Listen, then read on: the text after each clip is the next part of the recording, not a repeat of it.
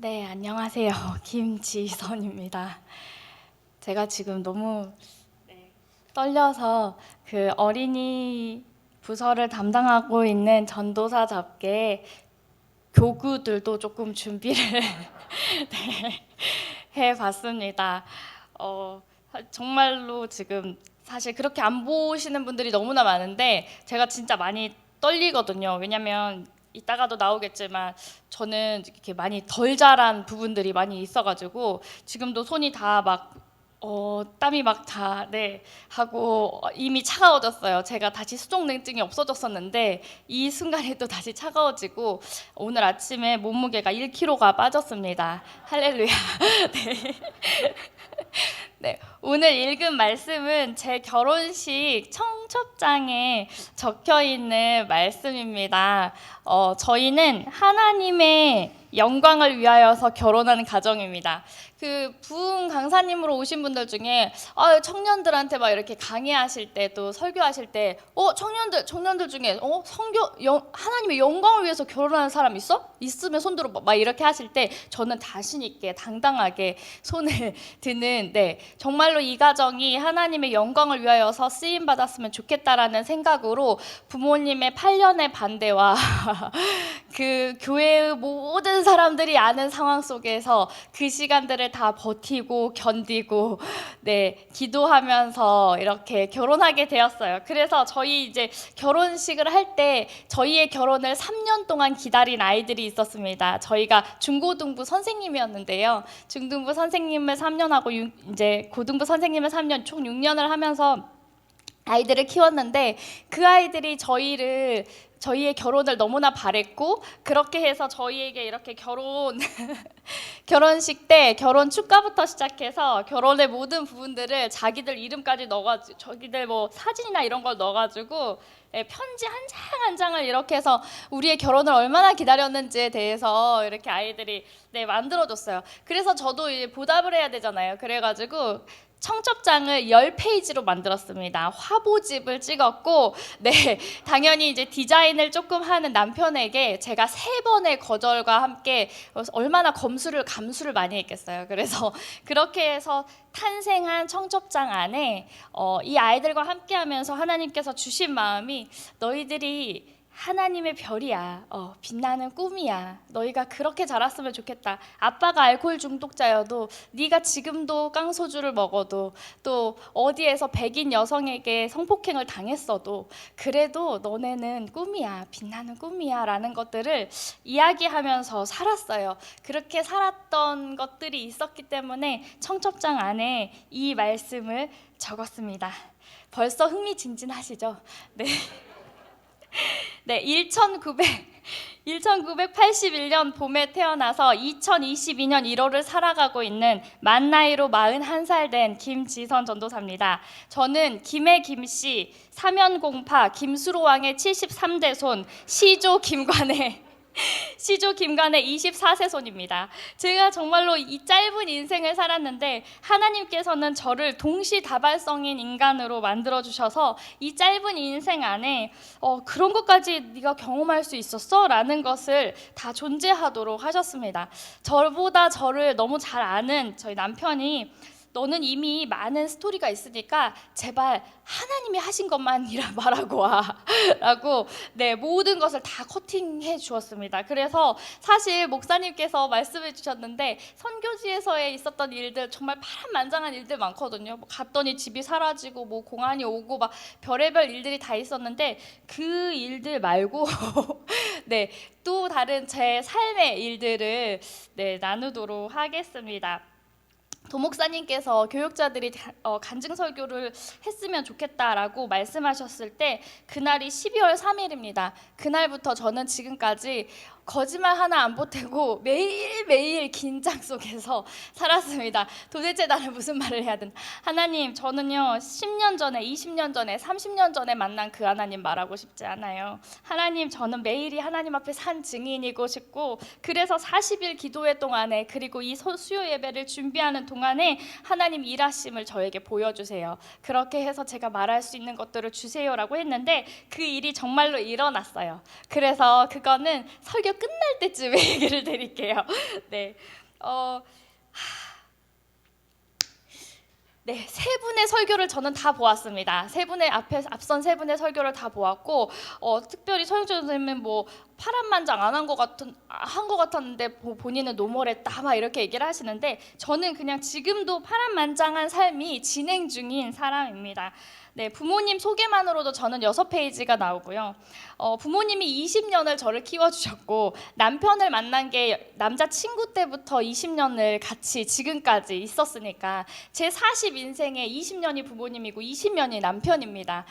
그런데 부모님 소개에 6페이지가 걸리고 남편에게는 한 100페이지 정도 나올 것 같아요. 그래서 저는 그 모든 것들을 다 제하고 오늘은 정말로 제가 부모님 그 가정 안에서, 그리고 하나님이 도대체 이 가정을 위해서 어떤 꿈이 있으셨는지에서부터 한번 시작을 해보려고 합니다.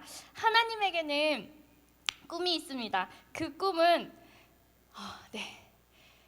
이거를 보여드릴게요. 네, 제 아이들, 저희 중학교, 고등학교 친구들과 그리고 저희 제자들과 저희 결혼식 사진입니다. 이렇게 행복하게 결혼했어요. 부모님의 반대를 무릅쓰고 다 허락받고 너무나 행복한 시간으로 양가 부모님 다 합의하에 결혼하게 되었습니다.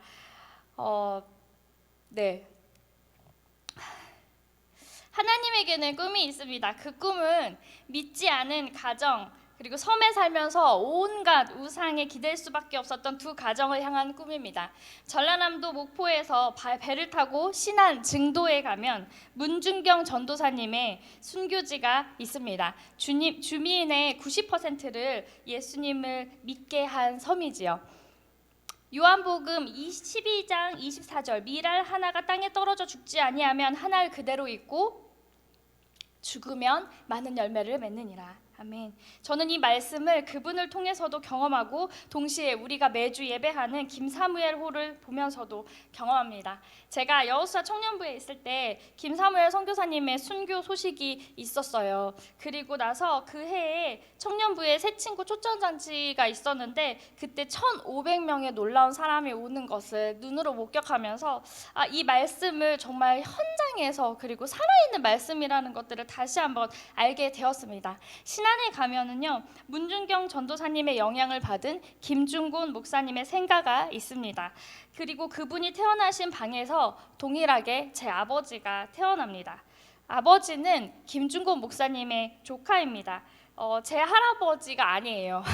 저는 어렸을 때부터 너무나 많이 저 아이가 김중곤 목사님의 소녀야 막 이러면서 이런 말을 너무나 많이 들었고, 제가 2001년도에 처음으로 온누리교회에 왔을 때 서빙고에 있었던 그 온누리 그 교육자 사무실에서 부목사님들이 갑자기 우르르 달려오시면서 네가 그야? 막 이러면서 그렇게 인사를 받았던 적이 있었는데 그 기억이 참 많이 힘들었습니다. 그런데 제 할아버지는 목포에서 목포로 나오셔가지고 목포 사범대를 졸업하시고 목포에서 고등학교 교사를 하셨어요. 그리고 목포에서 민선의원을 하시다가 외제차 2대를 사서 전라도 광주에 택시 회사를 처음으로 연 분입니다.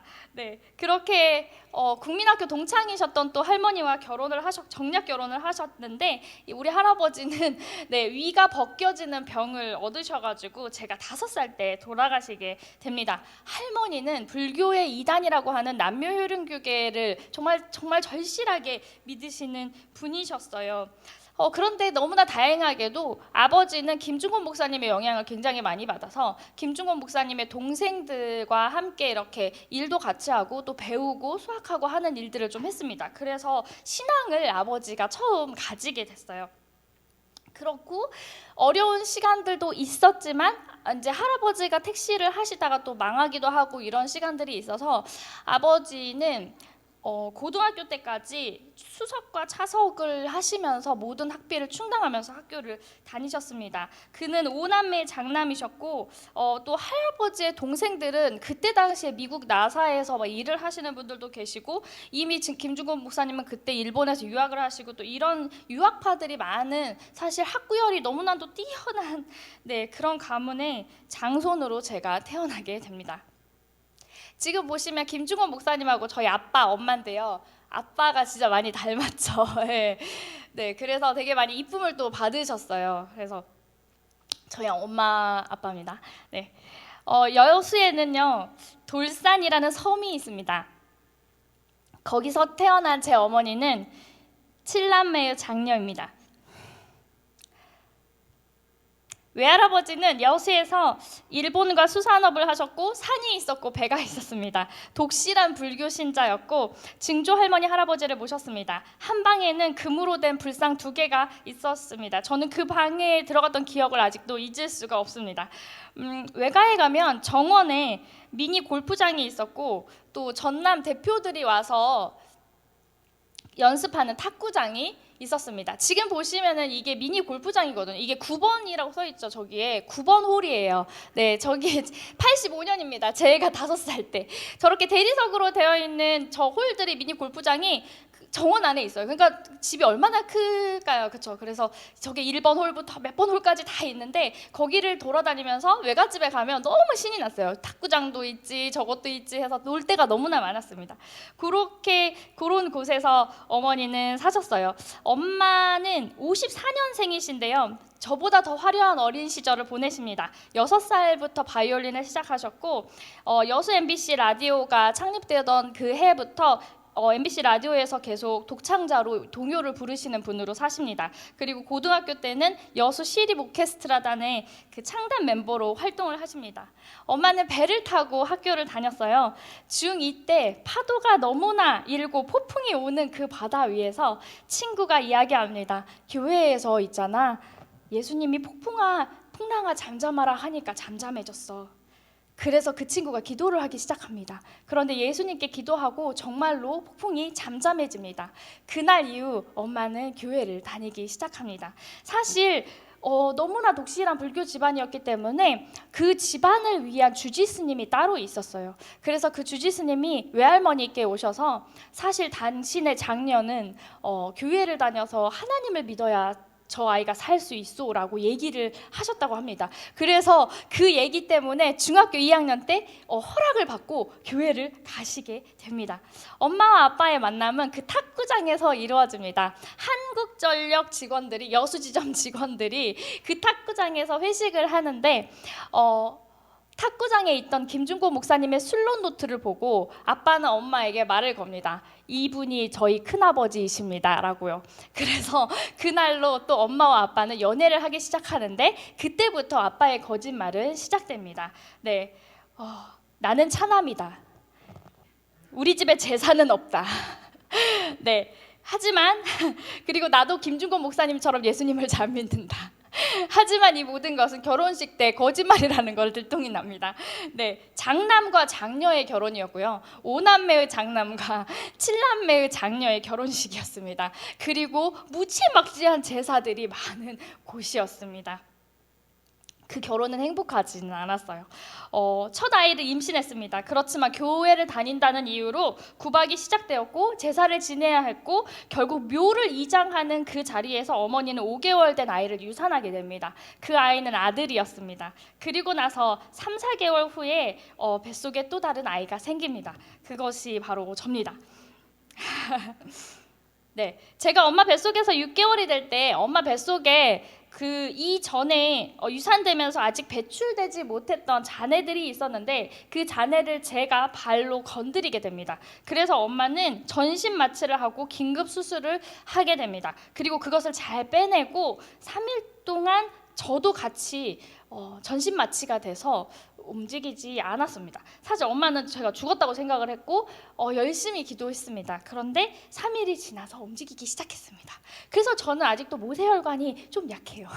네, 그래서 네, 이 막 긴장감과 이런 것에 땀이 나고 또 숨을 제대로 집중하면 숨을 안 쉬다가 저 혼자 기절하고 막 이런 게 있거든요. 네, 네, 숨을 그래서 열심히 쉬고 있습니다. 지금도 이렇게 첫 아이, 여자아이인데 장손인 아이가 태어납니다. 유산 후의 아이라서 정말 각별했고 아빠는 제과점 과자로만 저를 키웠습니다. 스위스산 초콜릿과 버터로만 저를 키웠습니다. 그래서 일반 슈퍼에서 과자나 일반 길거리에서의 음식들, 불량식품들을 먹이지 않았습니다. 그래서 저는 매운 것을 잘 못 먹습니다. 그런데 김치 안 먹는다고 제일 많이 혼낸 것도 아빠고 밥상에서 제일 많이 때리신 분도 아빠입니다. 너는 왜 한국 사람이 김치를 못 먹니?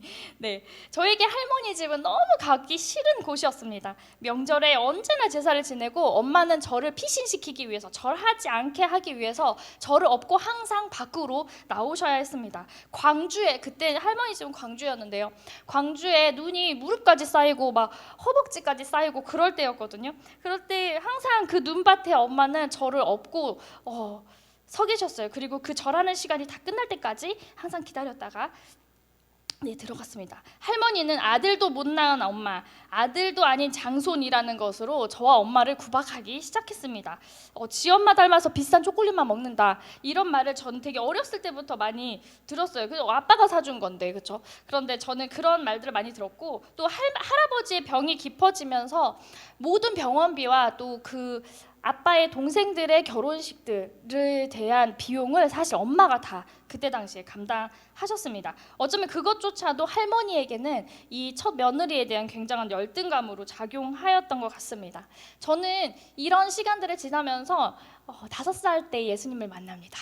네, 영광 선교연에 다녔는데요. 그 영광 선교연에 다닐 때 전도사님이 말했던 그 예수님을 저는 진짜로 만나게 됩니다. 그래서 제가 자신 있게 네. 괴로울 때 주를 보라. 그 혹시 예수님 그림 그려져 있고 액자 옛날에 우리 가정에 많이 있었던 괴로울 때 주를 보라, 뭐 할 때 찬양하라 막 이거 있잖아요. 그거를 제가 한 2시간 동안 읽은 적이 있거든요. 제 나름대로는 괴로운 적이 있어서 그래서 이렇게 괴로워서 주를 보다가 정말로 예수님을 이제 보게 됩니다. 그날 이후로 저는 너무 확신에 차서 엄마에게 얘기합니다. 내 옆에는 예수님이 있구나. 엄마, 그러면 이혼했으면 좋겠어 라고 얘기합니다. 6살 때예요. 6살 때 엄마에게 이혼했으면 좋겠어라고 얘기합니다. 엄마, 저런 남자랑 살지 마. 저 남자는 하나님을 믿는 사람이 아니야. 하나님을 믿는데 어떻게 저를 해? 그리고 엄마보다 할머니를 더 좋아하는 것 같아. 우리 집은 너무 행복한데 할머니 집에만 가면 싸워. 그러니까 나는 엄마가 저 남자랑 살지 않았으면 좋겠어라고 얘기합니다. 제가 말을 좀 빨리 텄거든요. 그래서 정말로 말을 똑바로 잘했어요. 근데 엄마가 엄청 신기한 얘기를 해주십니다. 엄마가 기도했는데 있잖아, 목사님이 설교하시는 강대상에서 밧줄이 하나가 나왔어. 그리고 그 밧줄이 엄마랑 아빠를 묶었어. 그래서 엄마는 하나님이 말씀으로 엄마랑 아빠를 묶어주셨다고 믿어. 그래서 지선아, 너도 기도해줘야 돼. 엄마랑 같이 기도하는데 아빠가 변하게, 그리고 할머니가 변하게 우리가 같이 기도했으면 좋겠어 라고 얘기하시는 거예요. 근데 저는 그 말을 들으면서 진짜 무슨 옛날 이야기 듣는 것처럼 너무 생생하게 그 말이 다가오는 거예요. 그리고 제 안에 진짜로 하나님이 있다는 걸 알기 때문에 그러면은 이건 지켜야 되는 거잖아요. 이거는 제 마음대로 할 수 없고 엄마 마음대로 할 수 없는 일이었어요. 그래서 그날로부터 저와 엄마는 기도의 동역자가 됩니다. 네, 그리고 저는 한 가지를 결심해요. 엄마, 그럼 나는 외국 사람하고 결혼할 거야. 엄마, 나는 한국의 시댁을 가진 한국 남자와 결혼하지 않을 거야 라고 다짐합니다. 그리고 저는 그때부터 탐 크루즈를 꿈꿉니다. 네, 그렇게 이제 저와 엄마는 한국전력에서 전라남도 전남지사에서 최고의 술상무인 아빠를 놓고 제 청소년기 전체를 놓고 기도하기 시작합니다. 길거리에서 자다가 저희가 택시 타고 가서 업어본 적도 많고요. 정말로 어떻게 그렇게 술을 좋아하는지, 술의 모든 한 잔의 술은 다 혼자 다 마시는 것처럼 그렇게 술을 좋아하셨어요. 그렇게 유년기와 청소년기를 다 바치게 됩니다. 엄마와 제가 얼마나 구체적으로 기도했냐면 아빠가 먹는 술잔에만 뱀이 나왔으면 좋겠다고까지 기도를 했어요. 그런데 놀라운 건 그걸 제가 중3 때 이루어 주세요. 중3 때 전남지사 전체 회식 자리가 있었는데 건배제의를 아빠가 하게 되었습니다. 건배제의 다 이제 모르시죠? 술을 다 안 드시니까. 네, 건배제의를 하는데 아빠가 술잔을 놓친 거예요. 건배제의를 하다가. 왜냐하면 자기 순에만 그 잔에만 뱀이 우글우글 거리는 것을 본인 눈에 보게 되었기 때문입니다. 저는요, 그래서 지금도 술 때문에 혹시 자녀와 함께 기도하고 계시는 부모님들 계시다면 그 기도 정말로 하나님께서 들어주신다고 저는 진짜로 확신합니다. 네. 그렇게 변화된 저희 아빠는 뭐 수술도 많이 하셨고요. 막 이런저런 이야기가 진짜 많은데 그렇게 변화된 아빠는 그날로부터 전도하는 과장이 됩니다. 네, 이제 자기의 직위를 이용하여서 아래 사람들을 대리들을 또 누구들을 이렇게 교회로 이끄는 이제 그런 분이 되시는데요. 그렇게 저희 안에 그런 간증들을 하나님께서는 또 주셨습니다. 저희 엄마와 저는 정말 교회에 살다시피 했어요. 사실 엄마가 그랬어요. 엄마는 수요 예배, 금요 예배, 뭐 주일 예배, 왜냐하면 성가대 지휘자였고 또 때로는 오르간 반주자였기 때문입니다. 그래서 저희 가정은 휴가를 제대로 갈 수가 없는 거예요. 수요일도 안 되지, 금요일도 안 되지, 토요일은 예배 준비해야 되지, 주일은 그러면 월, 화, 목 이 3일 안에 모든 휴가를 해결해야 됩니다. 그렇게 평생을 살았는데 그게 전혀 이상하지 않았어요. 왜냐면 그래도 충분히 한국전력 수안보와 한국전력에서 제공하는 모든 것들이 있었기 때문에 좋은 호텔도 가보고 좋은 리조트도 많이 가보게 되었습니다. 그것이 전혀 저에게 어떤 상처나 이런 걸로 다가오지도 않았어요. 그리고 항상 주말은 가족과 함께 외식의 시간이 있었습니다. 저도 살림을 못하지만 저희 엄마도 학원을 계속 운영하셨기 때문에 살림에 그렇게 자유하신 분이셨습니다. 그래서 회식하는 시간도 많았기 때문에 네, 그런 것이 상처로 남지는 않았어요. 엄마는 저에게 이렇게 항상 얘기해 주셨어요. 헌금은 반드시 새 돈으로, 그게 동전이든지 지폐이든지, 그리고 무조건 따로 빼놔야 된다. 그리고 새 옷은 무조건 주일부터 입어야 된다. 그래서 월요일 날 옷을 사주시면 제일 힘들었습니다. 주일까지 기다리는 시간이 너무나 많았어요. 또 중학생이 될 때는 엄마가 개척교회에 반주를 해야 한다며 저를 보내셨습니다. 교회 안에서는 너 피아노 칠 줄 안다는 말 하지 마 이렇게 하고, 지휘자 딸이 피아노 칠 줄 안다고 나대면 안 돼 막 이렇게 하면서 교회에서는 절대 성가대만 열심히 해 라고 하시고, 그런데 저희를 중학교 때부터는 교회 목사님이 개척하셨는데 거기 반주자가 없대, 네가 가서 해야 돼 하고, 네, 중학교 때부터 개척교회를 섬기는 일들을 하게 하셨어요. 그래서 그때 개척교회가 이런 곳이구나, 사람 한 명이 올 수도 있구나, 없을 수도 있구나, 목사님 가정만 예배 드릴 수 있구나 라는 것을 경험하게 됩니다. 네, 이미 파란만장한 저인데 지금 제가 유년기의 학창 시절 아직 얘기도 못했죠, 그렇죠? 네, 초등학교를 다녔습니다. 제 지갑에는 항상 가게 앞 수표가 있었고요. 서울에는 리다 초등학교가 있잖아요. 제가 최근에 그 유명한 리다 초등학교를 가봤습니다. 저희 학교 역시 여천 공단 학원이었기 때문에 언제나 리다 초등학교를 표방한, 사실 그렇게 만들어진 학교였습니다. 그래서 뭐 영어 수업, 컴퓨터 수업 모든 것들이 다 있었고요. 네, 과학실, 음악실 따로 다 있었습니다. 미술실까지 다 있는, 네, 제가 81년생이라는 거 기억하시면서 저희 학교에 그런 게 있었다라는 거. 그리고 칠판도 녹색 칠판 아니고 화이트 칠판이었습니다. 보드마카로 하는 화이트 칠판에 그런 생활들을 했었고요. 4번의 전학이 있었습니다. 20번의 이사가 있었습니다. 네, 그리고 자살을 준비한 시간들도 있었습니다.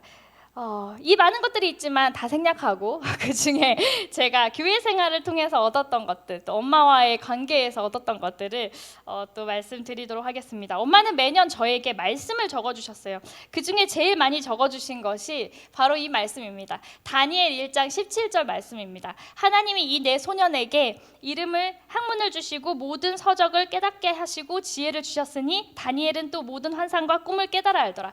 여기 이 다니엘과 이 네 소년의 이 자리에 항상 김지선이라고 적어주셨어요. 하나님이 김지선에게, 하나님이 김지선에게. 네, 항상 이렇게 엄마가 손글씨로 이렇게 말씀을 적어주셨어요. 그래서 저는 정말 다니엘처럼 살아야 된다고 스스로 혼자 생각하게 되었어요. 그리고 또 제일 많이 적어주셨던 것이 빌립보서 4장 6절. 아무것도 염려하지 말고 다만 모든 일에 기도와 간구로 너희 구할 것을 감사로 하나님께 아뢰라. 네, 아무것도 염려하지 말라고. 그리고 빌립보서 4장 13절을 또 적어줬어요. 이거는 정말 시험 때마다 적어주세요. 그냥 시험 때는 항상 요구를 말씀을 적어주셨어요. 내게 능력 주신 자 안에서 내가 모든 것을 할 수 있느니라. 네, 이 말씀을 적어주셨습니다. 이렇게 청소년기와 유년기를 다 버팁니다. 12절을 안 주셨어요. 그렇죠? 그것은 제가 결혼을 하고 나서 그 안 주신 12절을 뼈저리게 몸소 다 체험하게 됩니다. 12절에는요, 여러분이 아시다시피 궁핍에 처할 줄도 알고 풍부에 처할 줄도 압니다. 배부르든 배고프든 풍족하든 궁핍하든 모든 형편에 처하는 비결을 배웠습니다. 네, 저는 1리터짜리 물 하나로 3일 동안 사는 법도 알고요. 전기와 가스가 다 끊겼을 때 어떻게 하면 살아남을 수 있는가를 결혼 생활에 그것도 신혼, 달콤한 신혼에 다 겪게 됩니다.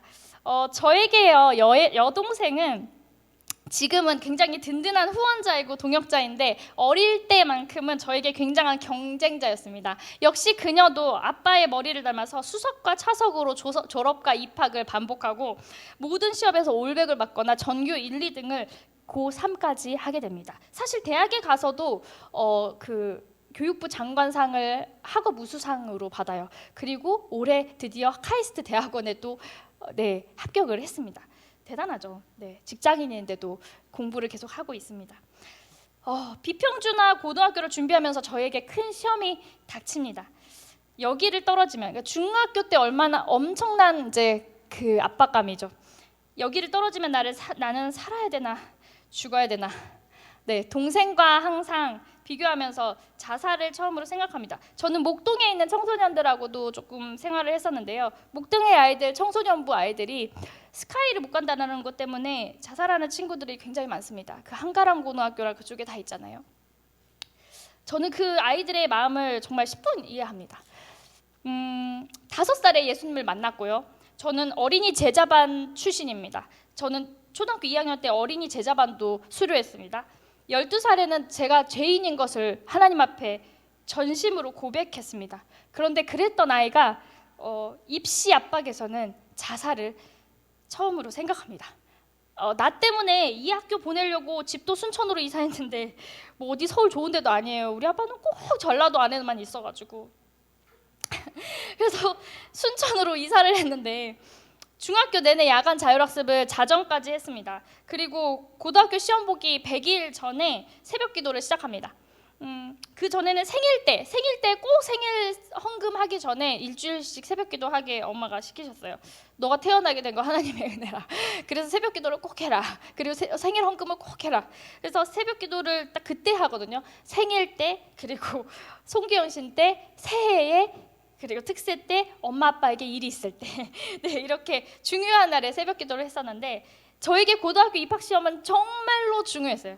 그래서 새벽 기도를 해야 했어요. 엄마도 너무 흔쾌히 그래, 남들은 100일주 마시고 뭐 술 마시고 이러는데 우리는 새벽 기도를 하자, 좋다. 그래서 100일 동안 함께 다녀주셨습니다. 그때 당시에 순천 제일교회 새벽 기도는 4시 반이었습니다. 그래서 4시 반에 새벽 기도를 하고 딱 6시에 학교를 가면 되거든요. 그래서 새벽 기도를 하고 100일 동안 중3 때 6시에 학교에 가서 그때부터 공부를 하기 시작합니다. 그러다가 엄마의 소원인 세례를 받게 됩니다. 잦은 이사 때문에 저는 유치원 졸업식도 못했고요. 유아 세례도 놓쳤습니다. 그래서 엄마는 항상 이야기했어요. 너는 세례를 받아야 하나님의 사람이 되는데, 너는 세례를 받아야 하나님의 백성인데. 4살 때부터 중3 때까지 세례 받을 때까지 엄마의 그 말을 들었기 때문에 진짜 나는 세례를 안 받아서 하나님의 백성이 아니구나. 내가 예수님을 만났는데 내 교회를 이렇게 열심히 다니는데 세례를 받아야 되구나. 이것을 너무나 또 제 안에 느끼게 됩니다. 그리고 중3 때 한창 새벽 기도를 하고 고2 입시로 바쁠 때 96년 11월 10일 네, 저는 이 날을 잊지 못해요. 왜냐하면 또 세례 받은 날은 저에게는 저희 가정은 기념일이 엄청난 가정이기 때문에 세례 받은 날은 내가 다시 태어난 날이라 해서 저 혼자 생일로 챙기고 있습니다. 그래서 남편에게 괜히 선물 달라고 합니다. 이날은 내가 다시 태어난 날이야. 96년 11월 10일입니다. 네, 이날 세례를 받습니다. 그리고 12월 어느 겨울 고등학교 시험을 봅니다. 합격자 발표는 교문 앞에 이름과 학년과 반 번호가 써져 있게 된다고 통지를 받습니다. 자, 여러분, 제가 합격을 했을까요? 했으니까 여기 서 있겠죠. 네, 교문에요 이렇게 써 있었습니다.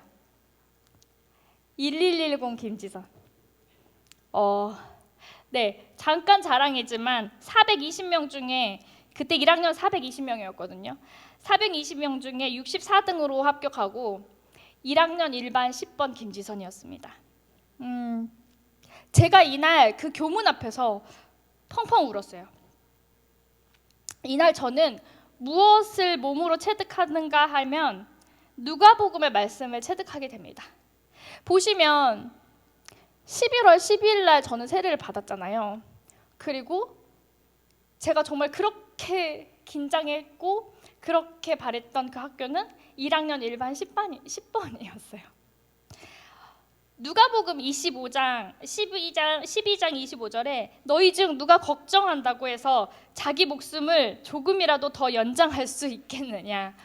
저는 이날로 내 맘대로의 염려, 내 맘의 염려는 아무 소용이 없다는 것을 온전하게 믿게 됩니다. 그 중3 때 1년 내내의 저 안에서의 그 고뇌와 그 고통이 얼마나 하나님 앞에서 쓸데없었고 얼마나 하나님 앞에서 아무것도 아닌 시간이었는지에 대해서 이날 알게 됩니다. 하나님은 세례받는 날 이미 내 반의 번호까지 다 정해주셨는데 나 혼자 자살을 하네 마네 뭘 걱정을 하고 그렇게 했던 저의 생각이 너무 하나님께 부끄럽고 죄송하고 민망한 거예요. 그렇게 고등학교에 들어가게 됩니다. 여수에는 애양원이 있습니다. 그리고 애양원 병원이 있습니다. 또 가까운 고흥에는 소록도가 있습니다. 나환자들이 모여 사는 곳이기도 합니다. 애양원 병원 원장님이 혹시 아시죠? 그 TV에도 많이 나오셨던 김인권 원장님이신데 저희가 고등부 때 저희 소그룹 선생님이셨습니다.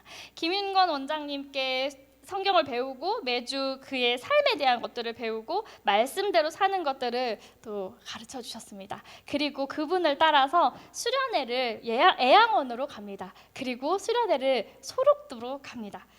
저는 되게 여수에서 자라고 순천에서 자란 것이 참 좋은 시간이었다고 생각해요. 그런 것들을 누릴 수 있는 청소년기를 보냈기 때문입니다. 그때 처음 봐요. 진정한 예배가 어떤 것인지에 대한 것들을 조금 생각하게 됩니다. 손이 없으면 주먹으로라도 영광을 돌리면서 찬양하는 것. 하나님은 그런 분이시구나.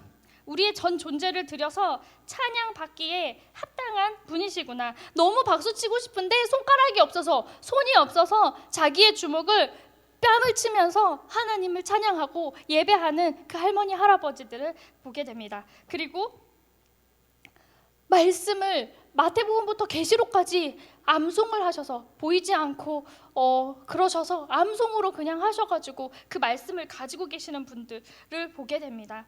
그리고 그날 집에 와서 저는 찬송가 한 장을 펴고 큰 영광 중에 계신 주라는 찬송가를 2시간 정도를 저 혼자 연주를 합니다. 엄마는 피아노 학원을 하셨기 때문에 저희 집에는 그랜드 피아노 1대와 업라이트 피아노 9대가 있었습니다. 네, 엄마가 얼만큼 부자였는지를 아시겠죠? 근데 그 그랜드 피아노에서 2시간 동안 큰 영광 중에 계신 주를 치는데 그걸 찬양하면서 찬송가에서 받는 은혜가 무엇인지 그리고 하나님의 그 크신 하나님이 정말 그 영광 중에 계시구나라는 그 영광을 말로 표현할 수 없는 것들을 또 배우게 됩니다. 그리고 가나안 농군학교로 수련회를 갑니다.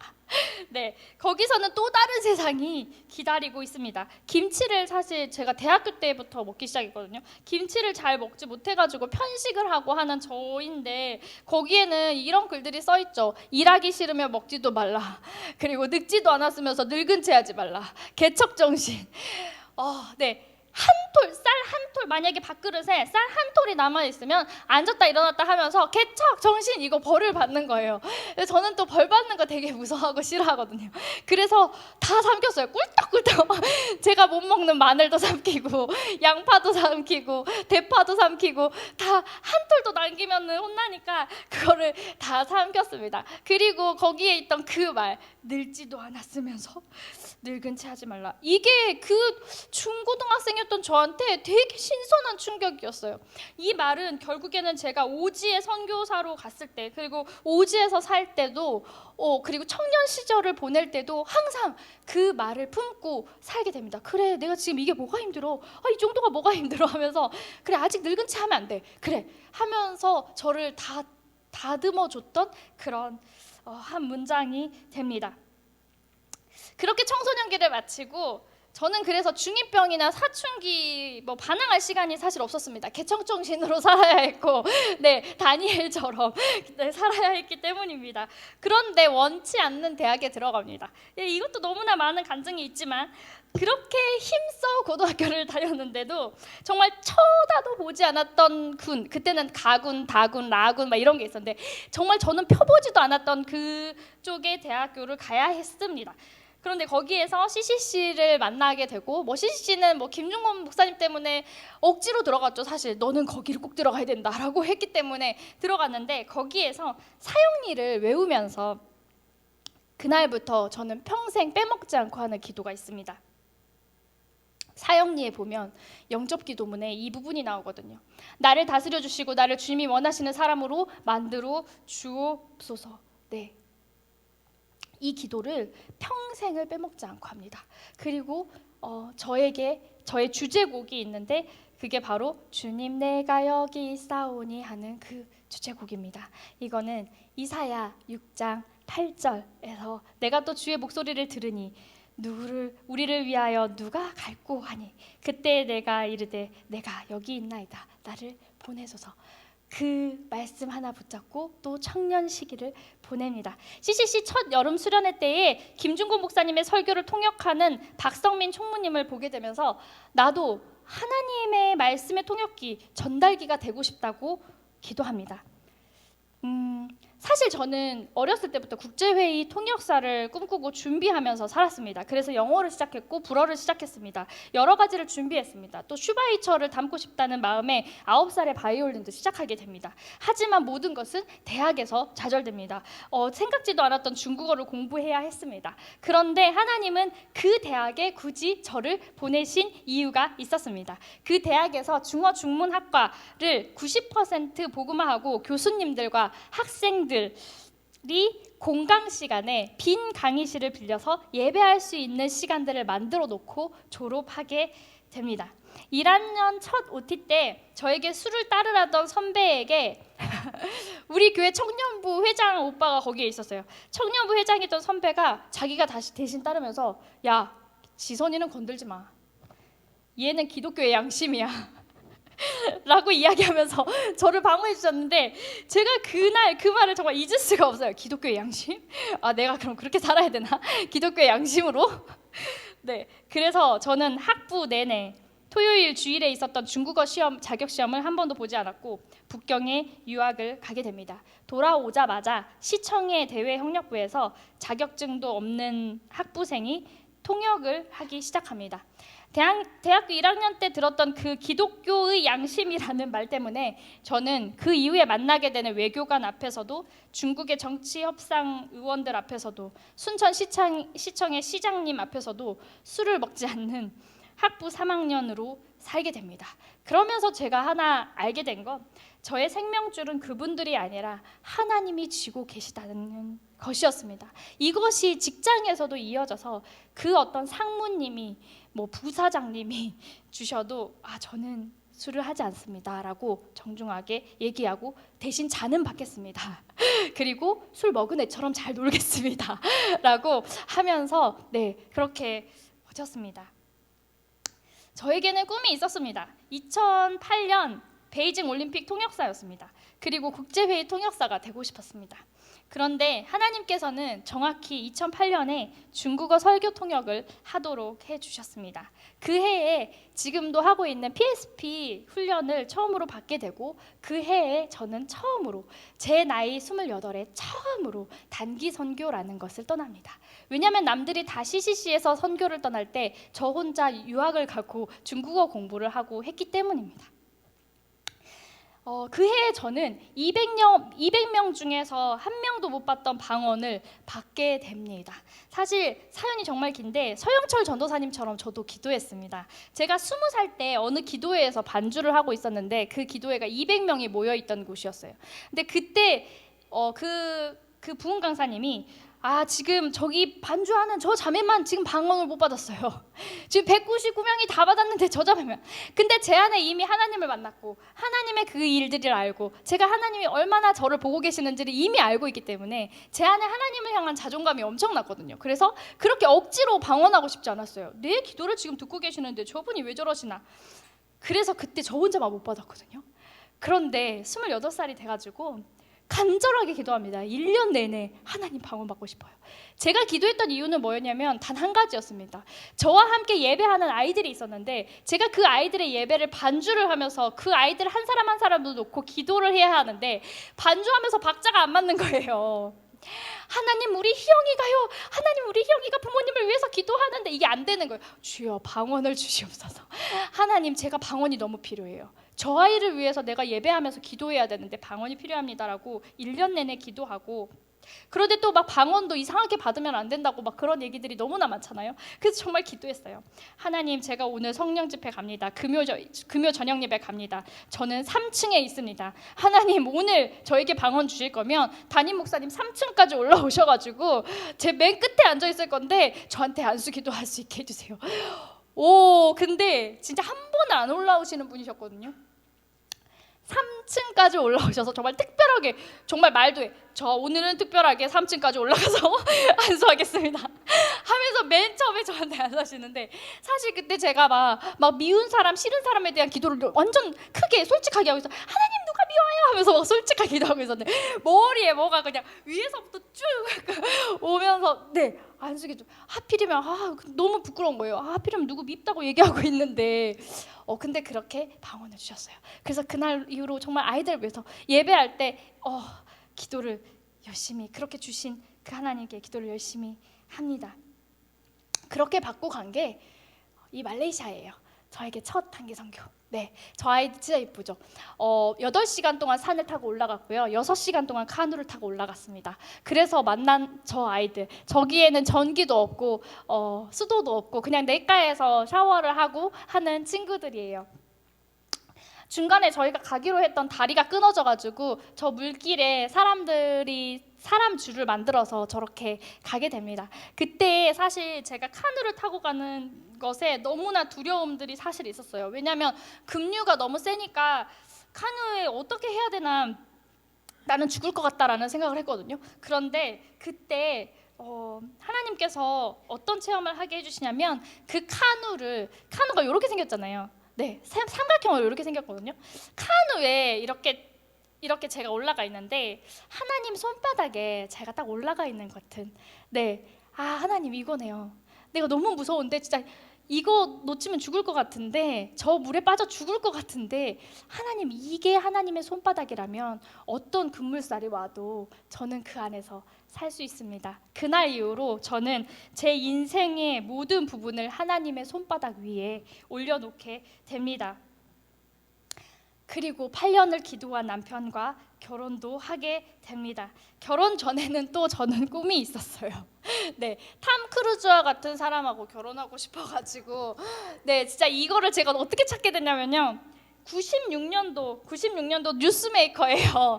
제가 직접 스크랩하고 제가 손 코팅한 탐 크루즈입니다. 하나님은 정확하게 탐 크루즈와 키가 같은 남편을 주셨습니다. 말하면 안 되지만 160X예요.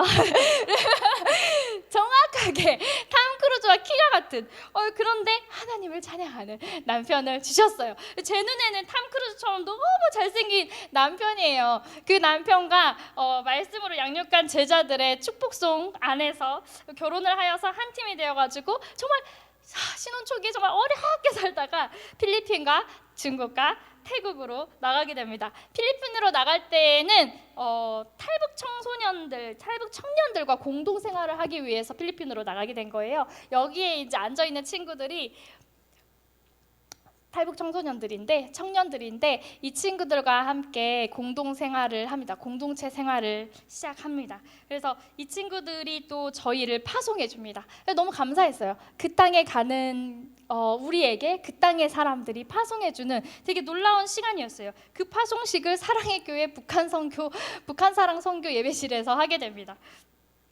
그렇게 아이들과 또 예배하고 하면서 지냈고요. 샘물 호스피스와 되게 인연이 많은데, 샘물 호스피스는 중국에 가기 위해서 샘물 호스피스에서 교육을 받게 됩니다. 중국에서 호스피스를 도입하고 또 한족 청년들과 북한을 섬기기 위해서 샘물 호스피스 교육을 받게 됩니다. 그리고 이 땅에 돌아오기 전까지 2018년 4월인데요. 2018년 4월까지 저기 태국의 치앙라이입니다. 치앙라이에서 아이들과 우크렐레로 함께 예배하고 찬양하고 또 우크렐레를 가르쳐주면서 또 그 우크렐레를 보급하면서 살았습니다. 많은 일들이 있겠죠.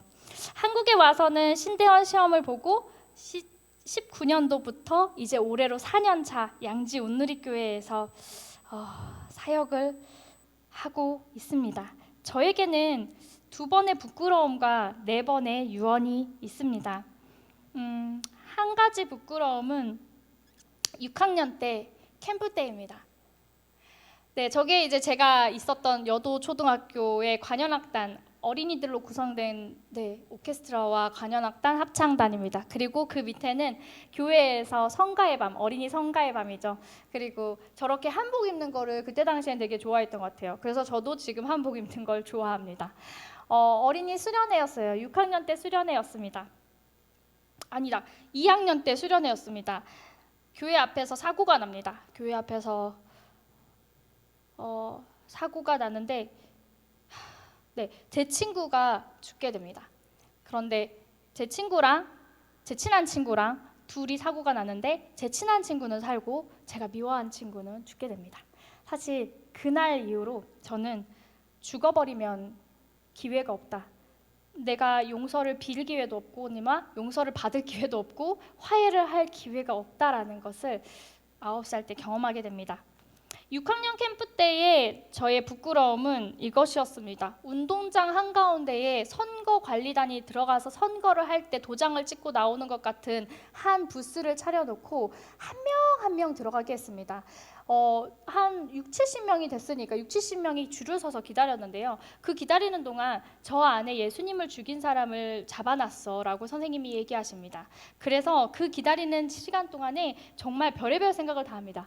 드디어 내가 본디오 빌라도 말고 그 예수님을 창으로 찔렀던 그 로마 군인의 얼굴과 그 로마 군인의 이름을 드디어 오늘 내가 알게 되는구나. 내가 좋아하는 그 예수님을 그렇게 죽인 사람이라니 정말 이렇게 못된 애가 있을까 하면서 그 기다리는 60명이 다 될 때까지 그 기다리는 그 길을 줄을 서서 기다리면서 얼마나 그 사람을 놓고 욕을 했는지 몰라요. 그리고 딱 들어가서 펑펑 울면서 꺼이꺼이 울면서 나옵니다. 왜 그랬을까요? 상자를 열어봤더니 거울이 있었어요. 그때 그 민망함과 하나님 앞에 그 죄송함과 그 서러움, 하나님 내가 죽였네요. 나한테 그렇게 욕을 하고 있었어요. 얼마나 그게 부끄러워요. 그 부끄러움으로 제가 살고 있습니다. 홍기환 목사님께서 그 경찬 얘기를 해주셨잖아요. 제가 2011년도 영인 명지대에서 했던 경찬회를 정말 제가 달려와 엎드려서 저기 맨 위에 올라있는 애가 저거든요. 엎드려서 기도하면서 하나님 저 좀 살려주세요 하면서 이제 저도 경찬을 자주 오거든요. 하나님 저 좀 살려주면서 하면서 그 안에서 신실하신 하나님에 대한 경험들을 하고 내 평생 하나님만 예배하겠습니다라고 다시 한번 선포하는 시간을 가지는데, 그때 하스베한 선교사님이 이렇게 한 명씩 기도도 해주시잖아요. 그때 기도하시는데 자매야 십자가의 사랑이 자매 마음에 임했어라고 기도해 주시면서 제 이 그때랑 어떤 때가 연결되냐면 예수님의 그 십자가 사랑과 이때의 그 부끄러웠던 내가 죽였어요 했던 그것이 좀 위로가 되었습니다. 또 한 번의 부끄러움은요, 양육자반을 저는 2009년에 마쳤습니다. 그런데 작년에 또 다시 한번 양육자반을 했죠. 양육자반을 마치고 동반자로 만난 친구가 있었는데 이 친구는 지적 장애 등급이 있는 친구였습니다. 어떤 소그룹에서도 받기 어렵다고 했어요. 꼭 그런 소그룹 친구들을 저희한테 보내시는 저희 멘토 목사님, 그래서 저희 소그룹으로 왔어요. 그리고 저는 그 아이와 1대1을 했습니다. 1대1을 다 했어요. 마쳤어요. 그 아이가 선물을 들고 옵니다. 황금색으로 쌓여진 네모나고 좀 무게가 있는 것이었어요. 그리고 이렇게 말합니다. 이거 언니가 좋아하는 거야. 여러분, 뭘까요? 뭘까요? 저는 이 선물을 받았을 때 있잖아요, 무슨 생각을 했냐면 정말로 이사야 41장에 엊그제 도목사님이 설교하신 대목에서 나왔는데 지렁이 야고바 하는 대목이 있습니다. 버러지 같은 야고바 하는 대목이 있습니다. 정말 딱 그 심정이었어요. 정말로 제 모습이 지렁이 같고 버러지 같았어요. 왜인 줄 아세요? 저라는 인간이 얼마나 그 선물을 보면서 보석인가? 묵직하네. 뭐지? 좋은 거 엄청 기대했어요. 그 순간을 제가 얼마나 그 선물을 뜯어보고 제가 억장이 무너졌습니다. 성경책이었어요. 여러분, 누군가가 여러분에게 선물을 주면서 이거 언니가 좋아하는 거야 라고 했을 때 여러분이 성경책을 좋아하시는 분이기를 소망합니다. 그 아이의 눈에 제가 성경책을 엄청 좋아하게 보였던 거예요. 그때 당시에 신대원 준비하고 있었고 1대1 양육자반 하면 맨날 성경책 펴, 그 다음에 뭐 해야 돼? 막 이렇게 하잖아요. 이 성경책을 봤는데요, 제가 그래서 이게 2010년도 12월에 받은 거거든요. 버릴 수가 없어요. 이게 지금 다 찢어지고 하는데 이걸 볼 때마다 하나님, 내가 누군가가 봤을 때 성경책을 좋아하는 사람, 언니 이거 좋아하잖아 라고 했을 때 다른 보석 아니고 성경책, 저 보석도 좋아해요. 근데 성경책 좋아하는 사람으로 살고 싶습니다. 그렇게 돌아보게 됩니다. 그 아이가 키우던 아이인데요, 그 아이, 저에게 성경책을 선물해준 아이가 원치 않은 결혼을 하게 됐고 그 아이가 병원에서 7일 만에 나와야 하는 상황이 생깁니다. 그 7일 이후부터는 국가에서 돈을 대줄 수가 없어서 아이를 데리고 나와야 했습니다. 그런데 엄마 아빠 둘 다 지적 장애자였고 이 아이가 제대로 클 수가 없는 상황이었어요. 그래서 난지 7일 된 아이를 아이도 나보지 않은 제가 그때로부터 2달 동안 아이를 양육하게 됩니다. 네이버로 다 찾아보면서 목욕은 어떻게 시키는지, 배꼽은 언제 떨어지는지, 처음으로 구걸이라는 것을 이 아이 때문에 해봅니다. 전체 청년부에 다 문자 돌려서 가제수건 필요하다, 분유 필요하다, 뭐 필요하다. 전체 청년부에. 그리고 태어나서 처음으로 나의 가정 환경 때문에 교회를 결석해보는 경험을 합니다. 애 낳고 교회 못 오는 게 맞구나. 그걸 경험하게 됩니다. 이때 당시에 이 아이의 부모인 여자아이가 간질도 같이 있었기 때문에 이 아이와 그 부모를 동시에 제가 케어를 했어야 됐어요. 그래서 이제 우리 집에 데려와서 자는데 위에 보시는 것처럼 저희가 그때 반지하에 살고 있었습니다. 반지하에 살고 있었는데 이 아이들이 살고 있던 집은 판잣집이었어요. 두정역에 가면 판잣집 있는 거 아세요? 그 집을 제가 보고 우리 집으로 와, 그냥 우리 집으로 와, 우리 집이 더 낫다 해서 반지하에 이 가정을 키우게 됩니다. 이 아이를 2달 정도 키웠어요. 너무 예뻐요. 그리고 정말 이 아이는 아무런 그게 없이 모든 검사에 완벽하게 정상으로 나오게 됩니다. 이 아이가 한번 웃어주면 정말 부모님들의 마음을 그때 이해했어요. 한번 웃어주면 그 힘들었던 게 왜 다 사라지는지 그것들을 알게 됩니다. 저는 이 아이를 키우면서요, 내가 태어났고 유년기가 됐고 청소년이 됐고 청년으로 10손가락 다 멀쩡하고 머리 하나 어디 하나 깨진 데 없이 다 멀쩡한 게 얼마나 은혜인지를 사실 알게 됐습니다. 아이를 키우니까 뭐만 해도 얘가 다칠 것 같은 거예요. 뭐만 해도 애가 죽을 것 같은 거예요. 그래서 그런 부분들을 많이 깨닫게 됐습니다. 이 아이가 지금 10살이 됩니다. 사실 저는 감정이 되게 조금은 더 약하고 감정보다 결정이 더 강한 자이기 때문에 이 아이가 이렇게 웃을 때마다 제가 남편을 쳐다보면 지선아, 그렇게 생각하는 거 아니야? 감정적으로 처리하는 거 아니야? 제가 오빠한테 오빠 우리가 입양할까? 라고까지 얘기를 했거든요. 근데 지선아 그러는 거 아니야? 그러는 거 아니야? 하고 저를 다독여줬어요. 이 아이는 지금 10살이 돼서 잘 크고 있습니다. 사실 시설에서 크고 있습니다. 저에게는 유언들이 참 많아요. 제가 정말 미워했던 할머니가 제가 중국에 있을 때 전화가 한 통이 옵니다. 할머니가 이렇게 얘기하십니다. 세례를 20살 때, 제가 20살 때 받으셨거든요. 지선아, 사람에게 이쁜 것보다 하나님에게 이쁜 사람이 됐으면 좋겠어 라고 이야기하시고 돌아가십니다. 제가 그거를 끊고 나서, 그 전화를 끊고 나서 바울과 실라가 감옥에 가잖아요. 그리고 간수를 만나잖아요. 그 한 영혼을 위한 그 하나님의 계획과 그 억울한 매질과 그 감옥 생활이 왜 한 영혼을 위해서 하나님께서 그렇게까지 하셔야 했는지를 할머니를 통해서 알게 됩니다. 그리고 또 한 분이 태국에 있을 때 돌아가시는데요. 개척교회 목사님이십니다. 8년 정도 동역하면서 섬겼던 개척교회 목사님이신데 제가 여호수아 청년대부터 알게 된 목사님이셔서 힘이 닿는 데마다 가서 도와드리고 했어요. 근데 이분이 담임 목사님이셨죠. 개척교회 목사님이니까 본인 월급이 40만 원이었는데 저희 부부에게 20만 원씩을 주셨어요. 그거를 돌아가시고 나서 알게 됐어요. 근데 이분도 마지막에 저에게 말씀하시면서 자매야, 하나님이 참 기뻐하시는데 그 기쁨을 이어가는 사람으로 샀으면 좋겠다. 하나님 기쁘시게 하면서 살았으면 좋겠다라고 얘기하십니다. 그래서 하나님 기뻐하는 일 하면서 살고 싶습니다. 마지막으로 저희가 태국에 있을 때 저희 부부에게 가장 큰 영향을 준 한 부분은 바로 저희 엄마 아빠거든요. 그렇게 세상 알콩달콩 로맨틱하고 사이가 좋고 그렇게 살 수가 없어요. 파티가 항상 넘치고 기념일도 많았어요. 두 분이 처음 만난 날은 쌍십절이라고 해서 10월 10일입니다. 그 10월 10일까지 또 저희는 항상 엄마 아빠에게 선물을 바쳐야만 했어요. 그리고 어버이날, 생일 선물 이런 모든 기념일 다 챙기고 비 오면 비 오니까 눈 오면 눈 오니까 오늘은 수요일이니까 엄마가 지휘를 시작했으니까 엄마가 지휘를 끝냈으니까 별의별 그런 것들이 많이 있었어요. 엄마는 대장암 4기였습니다. 발견 후에 6개월 만에 딱 돌아가셨어요. 너무 빨랐어요. 저희 부부에는 해외에 있었고 그리고 저희가 일을 제대로 못할까 봐 한 3개월 정도는 또 저희에게 알리지 않으시고 본인들끼리 해결을 하셨어요.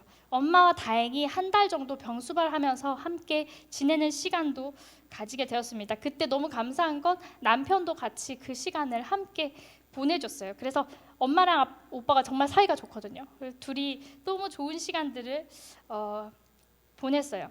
그리고 너무 감사하게는 마지막 날도 잘 보냈던 것 같아요. 사실 이모가 전화했습니다.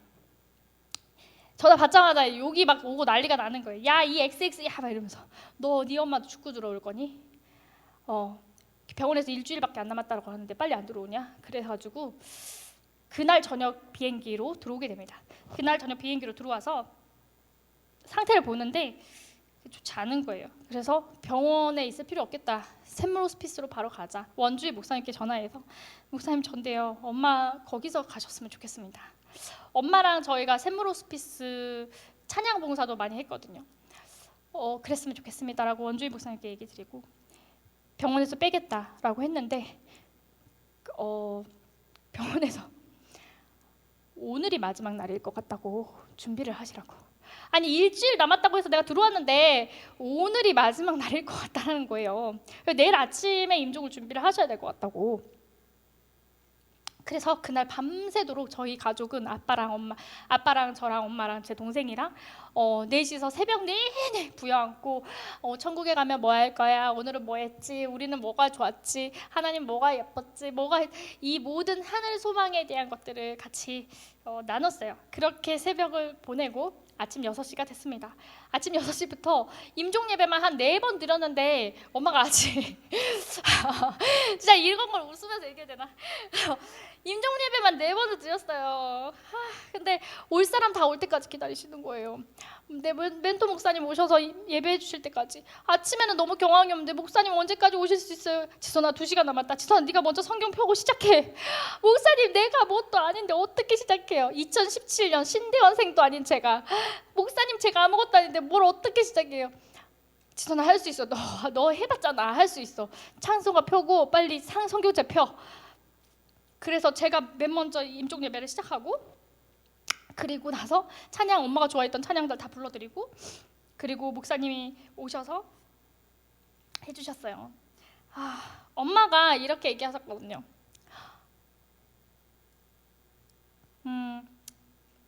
엄마가 죽더라도 너희는 너희 할 일 해야 돼. 사역과 선교가 있다면 그 일을 먼저 해 라고 얘기해 주셨어요. 오직 너희는 먼저 그 나라와 그의 의를 구하라. 그리하면 이 모든 것도 너희에게 더해줄 것이다. 마태복음 6장 33절. 저는 이 말씀을 들을 때마다 전 존재가 무너지는 것 같은 마음을 가지게 됩니다. 신대원을 준비하게 된 것도 이 말씀을 6번 듣게 되고 나서 준비했거든요. 그때 정말 착실히 준비했다면 송석근 목사님과 동기가 됐을 겁니다. 그때 107기가 되고 싶어서 너무 장신대를 정말 열심히 준비했었거든요. 엄마는 성경 필사 20권 이상의 노트를 남겨주셨어요. 그리고 돌아가셨습니다.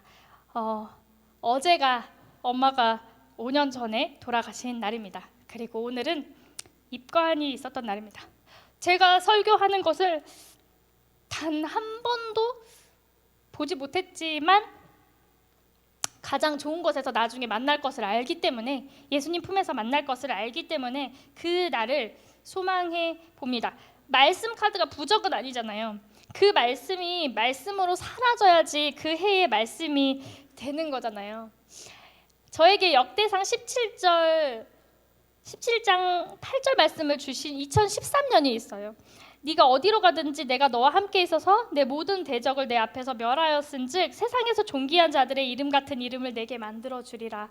그리고 그 다음 해 2014년도에 중국인 목사님께서 저에게 이름을 주십니다. 제 이름 김지선, 한자 이름에 그대로 한자 시를 같이 넣어가지고 이름을 주셔요. 如同精金持守心智胸怀世圈, 이렇게 이름을 만들어 주십니다. 뜻은 다음과 같아요. 정결한 금과 같이 마음에 품은 뜻을 지키고 열방을 향한 선교의 마음을 품어라. 뜻지의 베풀선이거든요. 그 선자가 선교사일제 선자라는 한자와 같다라는 것을 알게 되었을 때 하나님의 뜻을 베푸는 자가 되어야겠다고 다짐하게 됩니다. 그리고 8년 후인 지금 매주 아이들과 함께 예배하는 그 시간에 동일하게 하나님의 뜻을 바르게 전하는 사람으로 살아가려고 발버둥 치고 있습니다. 다니엘서로 제자 훈련을 하면서 중고등부 친구들에게 너희가 모두 빛나는 꿈이라고 이야기해줬습니다. 우리가 땅에서 하늘을 보면 별이 빛나고 있잖아요. 하늘에서 하나님이 우리를 보시면 하나님의 꿈들이 너희가 반짝반짝 빛나고 있을 거라고 이야기해줬습니다. 그게 제가 말레이시아 단기 선교를 할 때 처음으로 어린이 설교를 하면서 했던 이야기입니다. 하나님은 꿈이 있습니다. 우리 가족에게 2022년 말씀 카드를 또 다니엘 12장 3절을 주셨습니다. 그래서 오늘은 제가 이 자리에 서 있는 것 자체가 간증이고 감사한 시간입니다.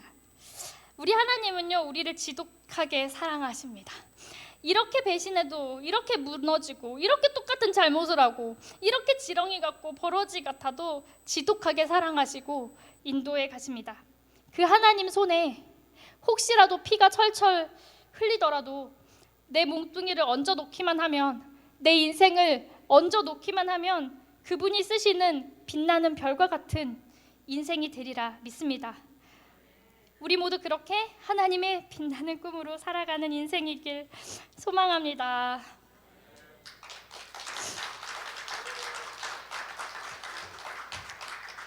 네, 제가 시간을 많이 잡아먹은 관계로 기도하실 때 한 가지만 놓고 기도하겠습니다. 하나님, 내 안에 하나님의 꿈을 주시고 하나님 원하시는 사람으로 나를 만들어 주옵소서. 이 기도 함께 하시겠습니다. 하나님